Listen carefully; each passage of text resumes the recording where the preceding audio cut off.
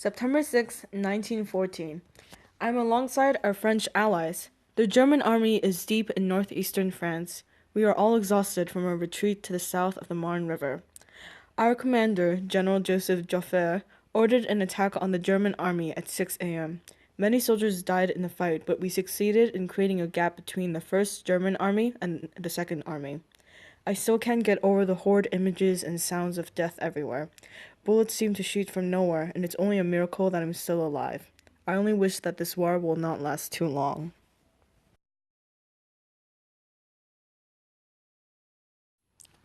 September 8, 1914. I heard 6,000 infantrymen are being transported here by taxis to our aid. Hopefully this will hasten the battle and bring us to victory. The war has just begun, but I already dread the warfare. Too many people have died already. Things are, however, starting to look a bit brighter. Tonight we make a surprise attack on the German Second Army to widen the gap. If we succeed, then the Germans won't stand a chance. I am hopeful that this plan will work.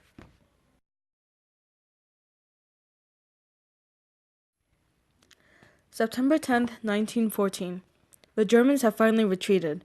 They have gone to the north of the Aisne River. They've dug themselves into trenches. They've tucked themselves in the ground like moles. I am so excited that we have successfully defeated the Germans and prevented them from conquering France.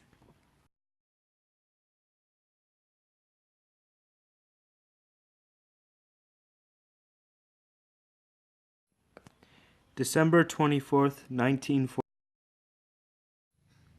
The trenches are still a mess. More and more people are getting sick and the firing of guns never stops. There is hope though. Many of the men around me are talking about an unofficial ceasefire, but I don't know about it though. Those Germans at any time could shoot us down. I guess tomorrow I will find out if there will be any Christmas spirit.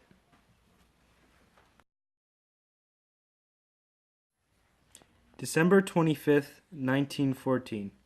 Today was a very good day. After standing at the trenches in the early morning, I thought my ears were deceiving me, but the noise was actually there. The Germans were approaching us, saying Merry Christmas in English. All of us thought this was a trap, so we remained there unmoving, but after no shots were fired, one by one we left the trenches. The rest of that day was great. We played soccer and shared food. We even took this as a chance to recover the bodies of the soldiers who died on our respective sides. Even the war couldn't take away the Christmas spirit.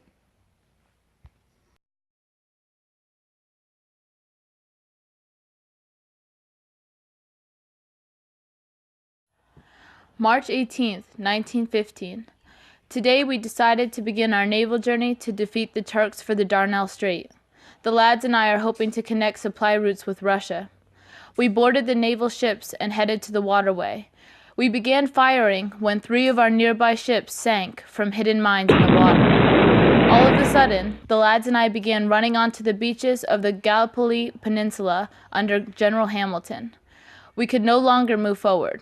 The other lads vigorously began digging holes in the ground, as did the Turks, and began firing. It was unbelievably warm, and trenches were a disaster. So many of my lads had fallen, we were ordered to retreat back to the boats.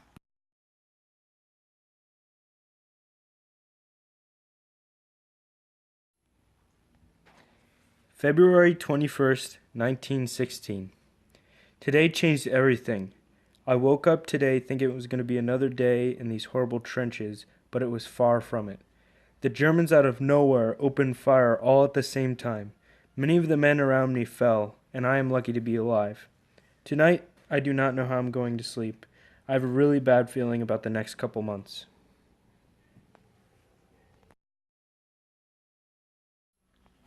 June 20th, 1916. It's been about 4 months since I last wrote in this book. I have been moved to what they're calling the flanks, so I guess I'm on the end of the French line. The Germans keep winning these flanks, and I'm scared for my life. There is a rumors that since February, the Germans have acquired a couple miles of land, and in trench warfare, that's a huge win. I would not be surprised if these rumors are right. These trenches are horrible, and more people keep getting sick, and I think if these Germans can't kill me, some sort of disease will. September 10th, 1916. After the Germans took the flank I was stationed on, I cannot believe I'm still alive. They bombarded us with all they had, and I was one of the few to make it out alive. This war shows the worst humanity can look like. The Germans will not stop pushing, and I'm wondering if they will take France altogether. 4 days ago, the Germans launched another attack on us near des Auville. Luckily, they didn't make it far, but tomorrow they probably will conquer it all. You never know.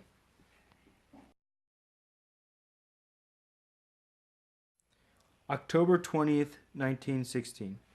This will probably be the last time I will be writing. In the next few days, we are going to try to take back Fort Douaumont and Fort Vaux. This will be our last push, and I hope for the rest of the Allies that we prevail.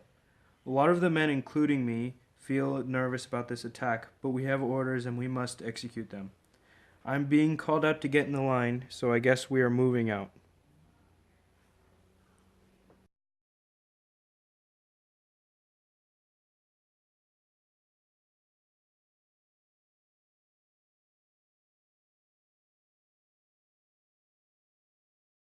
March 21st, 1918. Today was one of the worst days. I could barely see anything from the fog, including the impending German force. As more and more of my lads fell, we began to retreat. French reinforcements were meant to come, but were slow in their arrival. I could see the Germans began showing signs of weakness. Their infantry looked exhausted. Moving supplies became very difficult. After many diverted attacks from the Germans, they eventually called off their first defense.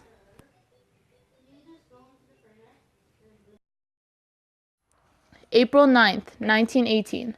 Today I found out the Portuguese deserted our line. With even fewer troops and more land to cover, this may be my last day writing to you. Pushed to spread out our forces, the Germans invaded our lines. We were bombarded every corner we turned. After many days, it was almost impossible to hold the line anymore. Without our French friends, I worried the Germans would push forward even more. Luckily, some of the German flanks were revealed and allowed us to counterattack and eventually seize their advance. May 27th, 1918. I thought today was going to be the first day I wasn't in the middle of a battle.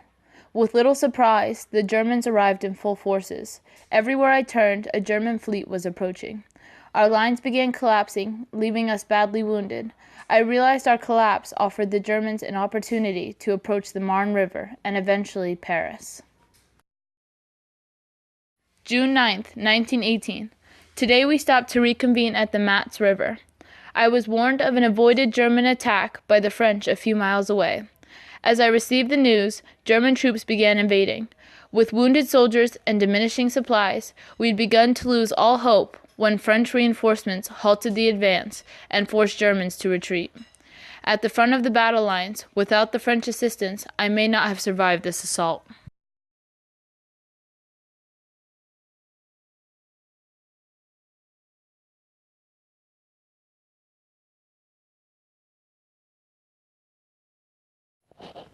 September 19. British Lieutenant General Sir Edmund led a main attack that started at 4:30 a.m. With a 15-minute artillery bombardment, we quickly broke through. We finally reached the edge of the plain of Esdraelon.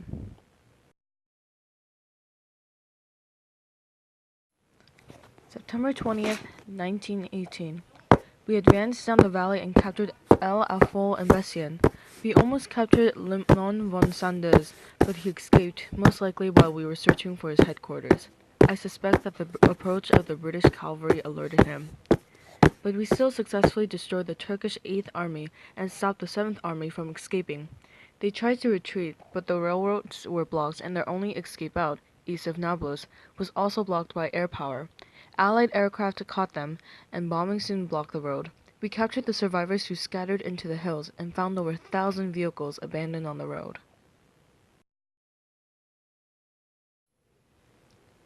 September 25th, 1918.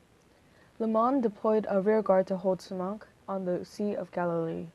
The town was to be the center of a line stretching from Lake Houle to Dara. There was a charge by 1.5 Australian Light Horse regiments at 2:30 a.m., followed by intense hand-to-hand fighting. Many men fell into pitfalls as we tried to see through the darkness of the night, the sun still far from rising. I still remember the blind panic of fighting in the dark, hoping I wouldn't run into one of the walls of the railroad station. After what seems like hours, we eventually captured the town. Our victory broke the defensive line of the Ottomans. I can sense the end of the war. I can't wait to go back home.